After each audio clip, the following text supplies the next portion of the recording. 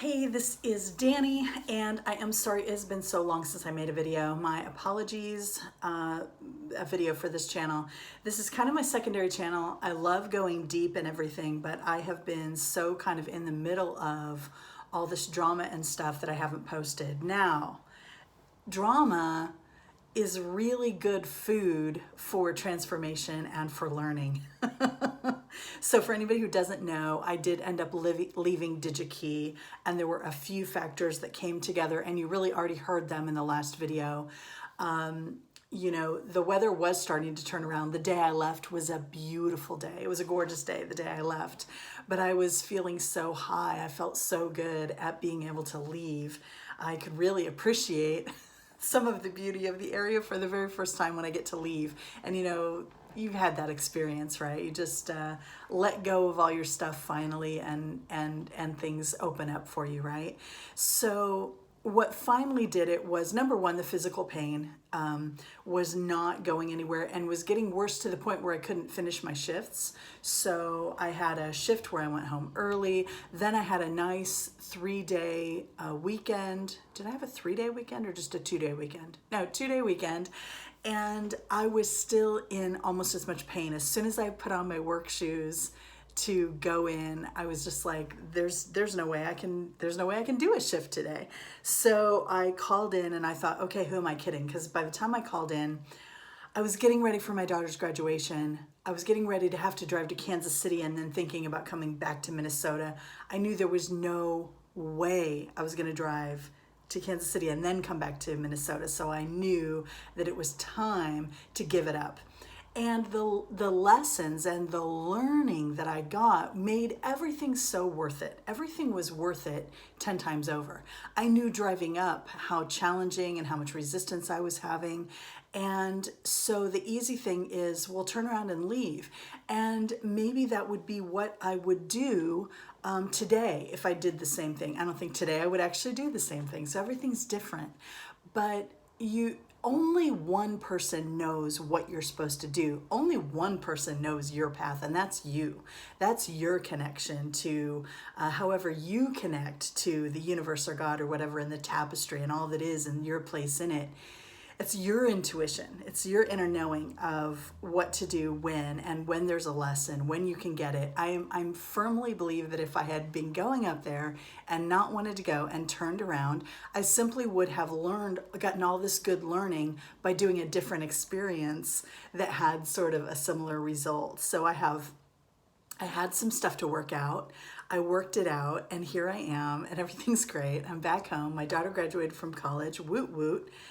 Life is good, and I have this freedom and I have this space. And so I'm deciding, you know, what I want to do. And I am looking for a nomad job that is not like kind of the typical nomad jobs of the warehouse and the beet harvest and the Amazon and the camp hosting. And I'm putting all that aside for now. And I'm pursuing 2 different avenues, convinced that one of them or something better will take me to whatever's next, because whatever's next is going to be still a lot of freedom, but also being financially completely supported. So 2 ways I can see to do that. Number 1 would be start a business of my own and pursue that. I have a lot of skill in marketing and things like that, where I can develop my own social media and website and do coaching. I've done life coaching before. I would do it in a different way now. I would do maybe some small group work. I don't feel like any coach or any program has the answers for you. I feel like any tool out there is only valuable in the way that it can bring you to a greater understanding of the truth of who you are, capital T, the truth of who you are, and your place here, and what is yours to do, and what inspires you, and following your intuition. So there's no outer guidebook that is perfectly geared to you and to your answers.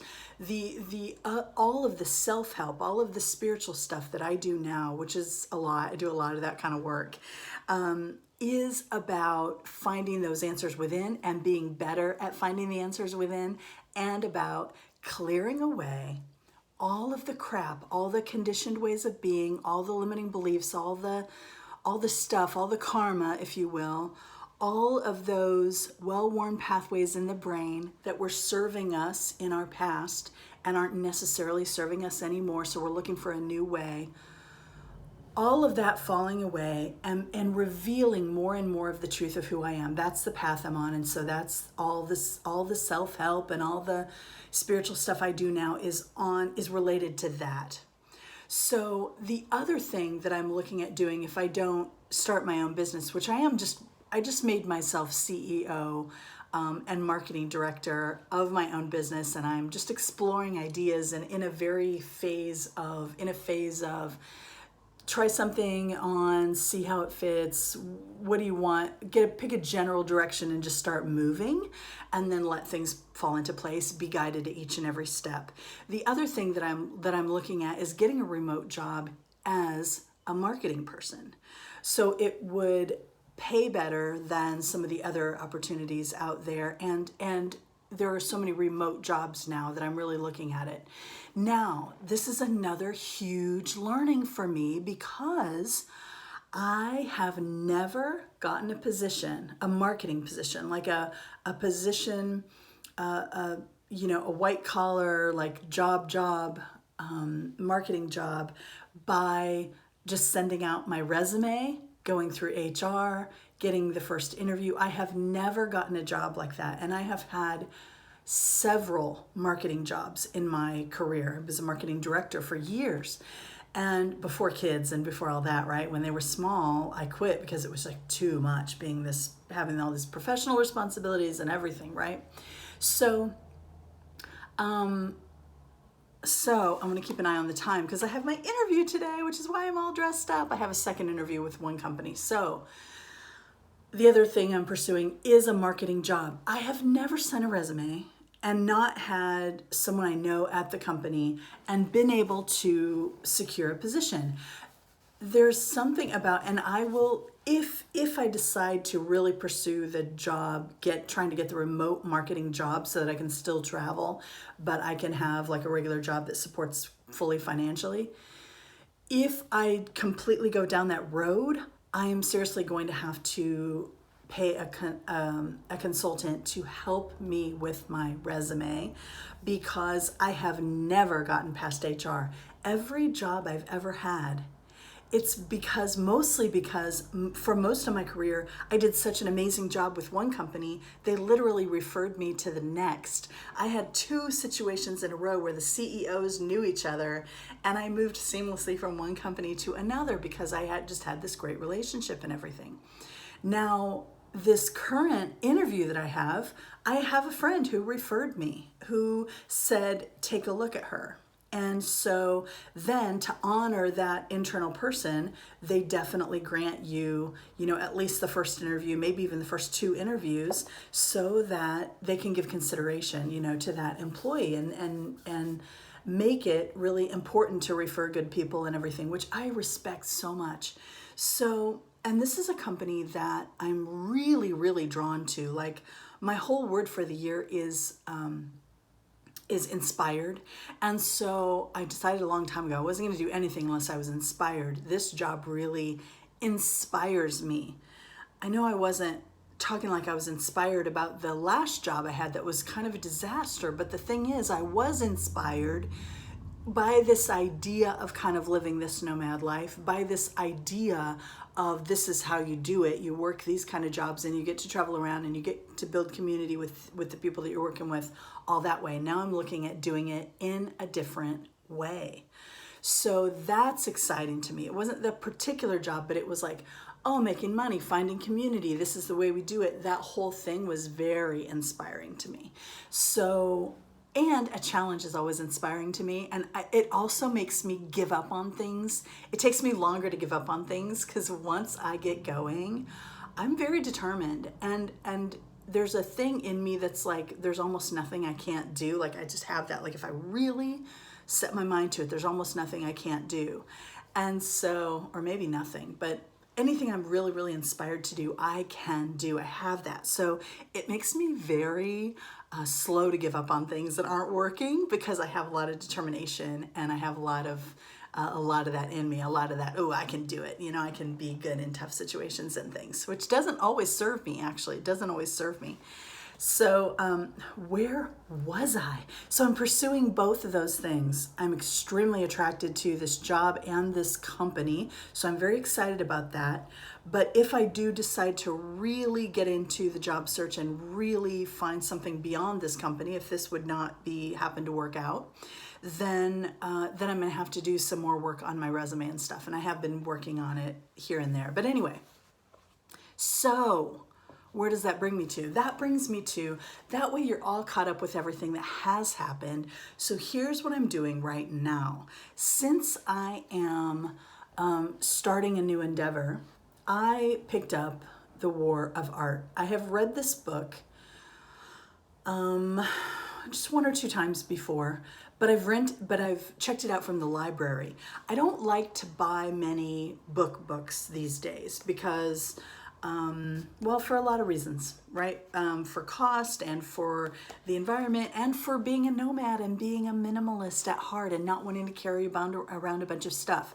But if I find that I'm reading a book more than once, I want to have my own copy. I want to have it be all rounded and be all highlighted and be all everything. Then I buy it. But usually first I'll check it out from the library. I'll see if I want to go through it again. Anyway, I have a whole process. So I've read this book before, but I pick it up every time I want to start something new. And the new thing that I decided to start is I'm going to pursue both of these angles. I'm going to pursue a job and I'm going to pursue starting a business. And what that looks like and everything I'm not sure of, but I'm on like the path to do it. And so The War of Art is what I pick up because it gets me out of my momentum of excuses or inaction or resistance that's building up, any of that. It takes you right out and gives you a swift kick in the butt, which we probably all need from time to time. Maybe you don't need it, but I do for sure. So that's where I'm at now. I'm interviewing, I'm working on marketing plan and organization and getting ready to start a business of my own. At the same time pursuing a job in marketing remote so that I can keep the travel thing going and just in a different way. That's where I am. That's the internal kind of process that brought me to where I am. That's loving this flippin' book. I love it. Every time I pick it up, I'm just like, oh, I love this book so much because it just doesn't let you wallow in your excuses. And it also doesn't seem so overwhelming because when you're starting something new and you get all excited about it, one of the first things that happens to me as I begin is overwhelm. Who's with me, right? Yeah, like you want to change something, you want to do something new. Overwhelm is a huge one for me. Overwhelm leads to procrastination, leads to overthinking and questioning and inaction and diverted things, other projects that didn't need to be done or different, going down different paths or whatever, getting interested in other things so that you're, this book helps me get a laser focus on what I want and devote the time to it no matter what. And I love it. And you'll probably be hearing more about it in the upcoming videos as I pursue these kind of 2 courses of action. So I want to tell you all about it in the next video because there's more that is happening. So let's do that soon. I won't wait another month before I post another video. I promise.